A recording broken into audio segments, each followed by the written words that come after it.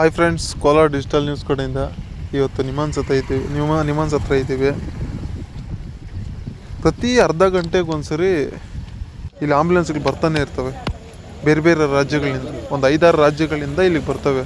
Andhra, Tamil Nadu, Kerala, Karnataka, especially Bengaluru ಜನತೆ ಜಾಸ್ತಿ ಬರ್ತಾರೆ ಇಲ್ಲಿ.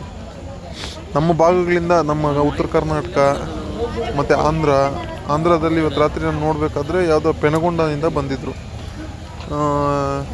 ಈ ಥರ ಇಲ್ಲಿ ಏನಾಗ್ತಾ ಇದೆ ಅಂದರೆ, ಒಳಗಡೆ ಎಮರ್ಜೆನ್ಸಿನಲ್ಲಿ ಒಂದು 25-30 ಬೆಡ್ ಇದೆ. ಅಂದರೆ ಎಮರ್ಜೆನ್ಸಿ ಆಗಿ ಬಂದು ಅಲ್ಲಿ ಟ್ರೀಟ್ಮೆಂಟ್ ಕೊಟ್ಟು ಮತ್ತೆ ವಾರ್ಡ್ ಶಿಫ್ಟ್ ಮಾಡೋದಕ್ಕೆ. ಸೊ ಏನು ಬೆಡ್ಸ್ ಇದ್ದಾವೆ, ಆ ಬೆಡ್ಸ್ ಎಲ್ಲ ತುಂಬಿ ತುಳುಕ್ತಾ ಇದ್ದಾವೆ. ನಾನು ಮೊನ್ನೆ ನಮ್ಮ ಸಿದ್ದರಾಮಯ್ಯನವ್ರ ಹತ್ರ ಮತ್ತು ನಮ್ಮ ಆರೋಗ್ಯ ಸಚಿವರ ಹತ್ರ ನಾನು ಕೇಳ್ಕೊಳ್ಳೋದೇನೆಂದರೆ, ಈಗೇನು ಒಂದು 30 ಬೆಡ್ ಇದೆಯೋ ಅದು 1:3 ಬೇಕು. ಅಂದರೆ ಒಂದು 100 ಬೆಡ್ ಆದರೂ ಬೇಕು. ಯಾಕೆ ಅಂದರೆ ಈಗ ಬರ್ತಕ್ಕಂಥ ಪೇಷಂಟ್ಸನ್ನ ಇಲ್ಲಿ ಶಿಫ್ಟ್ ಮಾಡಬೇಕಾದ್ರೆ ಇಲ್ಲಿ ಖಾಲಿ ಆದ್ರೇ ಅವರು ಶಿಫ್ಟ್ ಮಾಡೋಕ್ಕಾಗೋದು. ಯಾವಾಗ ಇವ್ರನ್ನ ಅಟ್ಲೀಸ್ಟ್ ಒಂದು ವಾರ್ಡ್ಗೆ ಹಾಕಬೇಕು, ಇಲ್ಲ ಅಂದರೆ ಡಿಸ್ಚಾರ್ಜ್ ಮಾಡಿ ಕಳಿಸ್ಬೇಕು. ಇವೆರಡು ಪ್ರೋಸೆಸ್ ಆದ್ರೇ ನಾವು ಅಲ್ಲಿರ್ತಕ್ಕಂಥ ಪೇಷಂಟ್ನ, ಯಾವುದೋ ಆಂಬುಲೆನ್ಸ್ದಲ್ಲಿ ಇರ್ತಕ್ಕಂಥ ಪೇಷಂಟ್ನ ಒಳಗಡೆ ಮೂವ್ ಮಾಡೋಕ್ಕಾಗೋದು. ಸೊ ಅದರಿಂದಾಗಿ ಏನಾಗ್ತಾ ಇದೆ ಅಂದರೆ, ಇಲ್ಲಿ 1-2 ಅವರು ಆಂಬ್ಯುಲೆನ್ಸಲ್ಲೇ ಕಾಲ ಕಳಿಬೇಕಾಗ್ತಾ ಇದೆ. ಡಾಕ್ಟ್ರ್ ಬಂದು ಚೆಕ್ ಮಾಡ್ತಾರೆ, ಬೆಡ್ ಇಲ್ಲ ಅಂತ ಹೇಳ್ತಾರೆ, ಪಾಪ ಹೋಗ್ತಾರೆ. ಬೆಡ್ ಅರೇಂಜ್ ಮಾಡೋದಕ್ಕೆ ಅವ್ರದ್ದೇ ಜನ ಹೋಗಿ ಅಲ್ಲಿ ಬೆಡ್ ಹತ್ರ ಕತ್ಕೊಂಡಿದ್ದು ಒಂದು ಬೆಡ್ನ ಇದು ಮಾಡಿ, ಅಲ್ಲಿ ಡಿಸ್ಚಾರ್ಜ್ ಆದಮೇಲೆ ಆ ಬೆಡ್ನ ಎತ್ಕೊಂಬಂದು ಇಲ್ಲಿ ತೊಗೊಂಬಂದು ಈ ಪೇಷಂಟ್ನ ಇದ್ರ ಮೇಲೆ, ಸ್ಟ್ರೆಚರ್ ಮೇಲೆ ಕೂರಿಸ್ಕೊಂಡು ಕರ್ಕೊಂಡೋಗಿ ಟ್ರೀಟ್ಮೆಂಟ್ ಕೊಡಿಸ್ತಕ್ಕಂಥದ್ದು. ಈ ಪ್ರೋಸೆಸ್ ಆಗೋಬಿಟ್ಟು ಒಂದು 2 ಅವರ್ ಆದರೂ ಆಗ್ತಾಯಿದೆ.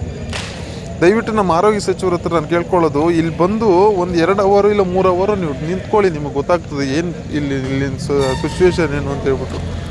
ಕಾಯಿಲೆ ಬಂದಿದ ತಕ್ಷಣ ಇದು ಮಣಿಪಾಲು ಆ ಥರ ಹಾಸ್ಪಿಟ್ಲಲ್ಲಿ ಹೋಗಿ ಟ್ರೀಟ್ಮೆಂಟ್ ತೊಗೊಳ್ಳೋದಲ್ಲ. ಇಲ್ಲಿ ಬಡ ಬಗ್ಗರದ ಜೀವನ ಇವ್ರದ್ದು ಇವ್ರ ಪಾಡು ಯಾರು ಕೇಳೋದು ಅಂತ ಹೇಳ್ಬಿಟ್ಟು ನೋಡಿ. ಆಂಬ್ಯುಲೆನ್ಸಲ್ಲೇ ಎಲ್ಲ ಪೇಷಂಟ್ಸು ಆಂಬ್ಯುಲೆನ್ಸಲ್ಲೇ ಇದ್ದಾರೆ. ಯಾಕೆಂದರೆ ಅಲ್ಲಿ ಸೀಟ್ಸು ಖಾಲಿ ಇಲ್ಲ. ಆಮೇಲೆ ಇನ್ನೊಂದು ನೆಗೆಟಿವ್ ಪಾಯಿಂಟ್ ಏನಂದರೆ, ಇಲ್ಲಿ ಆ ಪೇಷಂಟ್ಸ್ನ ಅಲ್ಲಿ ಆಂಬ್ಯುಲೆನ್ಸಿಂದ ಇಳಿಸಿ ಮತ್ತು ಅಲ್ಲಿಂದ ತೊಗೊಂಡೋಗೋದಕ್ಕೆ ಒಂದು ಡಿ ಗ್ರೂಪ್ ಹುದ್ದೆಯ ಅಲ್ಲಿ ಇವರಿಲ್ಲ, ಕಾರ್ಮಿಕರು. ನೋಡಿ, ಆ ಉತ್ತರ ಕರ್ನಾಟಕದಿಂದ ಯಾರೋ ಒಬ್ಬರು ಬಂದಿದ್ದಾರೆ. ಪಾಪ ಅವ್ರನ್ನ ಮಗುನ ಅವರೇ ಇಳಿಸ್ಕೊಂಡು, ಅವರೇ ಎತ್ಕೊಂಡು, ಅವರೇ ಮೂವ್ ಮಾಡಿಕೊಂಡು ತಗೊಂಡೋಗಿ ಅಲ್ಲಿ ಡಾಕ್ಟರ್ಸ್ ಕೊಡುವಂಥ ಒಂದು ಪರಿಸ್ಥಿತಿ. ಇಲ್ಲಿ ಡಾಕ್ಟರ್ಸ್ ವ್ಯವಸ್ಥೆ ಚೆನ್ನಾಗಿದೆ, ಟೆಕ್ನಾಲಜಿ ಚೆನ್ನಾಗಿದೆ, ಬಟ್ ಬೆಡ್ಡಿನ ವ್ಯವಸ್ಥೆ ಇಲ್ಲ.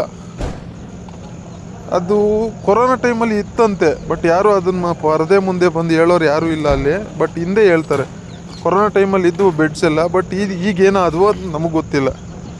ದಯವಿಟ್ಟು ನನ್ನ ಮಾನ್ಯ ಸಚಿವರ ಹತ್ರ ನಾನು ಕೇಳ್ಕೊಳ್ಳೋದು, ಆರೋಗ್ಯ ಸಚಿವರ ಹತ್ರ ನೋಡಿ, ಡಿ ಗ್ರೂಪ್ ಹುದ್ದೆ ಕಾರ್ಮಿಕರು ಮತ್ತು ಈ ಬೆಡ್ಸು ಇವೆರಡು ಅರೇಂಜ್ ಮಾಡಿದರೆ ಎಲ್ರಿಗೂ ತುಂಬ ಅನುಕೂಲ ಆಗ್ತದೆ. ಇವಾಗ ಏನಿದೆಯೋ ಅದನ್ನು 3 ಪಟ್ಟು ಜಾಸ್ತಿ ಮಾಡಬೇಕು. ಅಂದರೆ ಒಂದು 100 ಬೆಡ್ ಆದರೂ ಮಾಡಿದರೆ ಎಲ್ರಿಗೂ ಅನುಕೂಲ ಆಗುತ್ತೆ. ದಯವಿಟ್ಟು ನಮ್ಮ ಕೋಲಾರ ಡಿಜಿಟಲ್ ನ್ಯೂಸ್ ಕಡೆಯಿಂದ ನಾನು ಕೇಳ್ಕೊಳ್ಳೋದಿಷ್ಟೇ, ಯಾರಿಗೂ ಅನನುಕೂಲ ಆಗೋದು ಬೇಡ.